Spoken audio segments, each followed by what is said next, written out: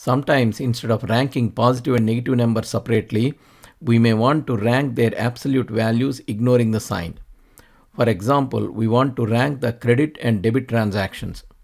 Credit is entered as positive numbers and debit as negative numbers. To rank the absolute values in descending order, use this formula.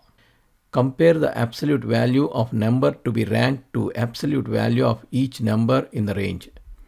For example, in this formula, absolute value of the value in B2 is compared to absolute values of numbers in the range B2 to B14.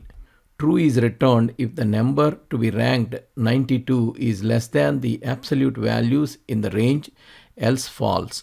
An array of true false is returned. Use the double negative operator to convert true false to 1 and 0.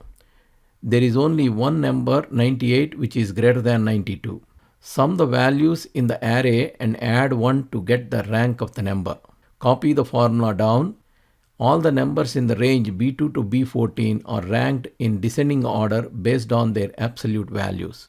To rank the absolute values in ascending order, use this formula. If the absolute value of the number to be ranked is greater than the absolute value of the numbers in the range, true is returned, else false. The sum function returns the number of values less than the number to be ranked. Add 1 to get the rank of the number. Copy the formula down. All the numbers in the range B2 to B14 are ranked in ascending order based on their absolute values. To download Practice Excel file, please click on the link in the description.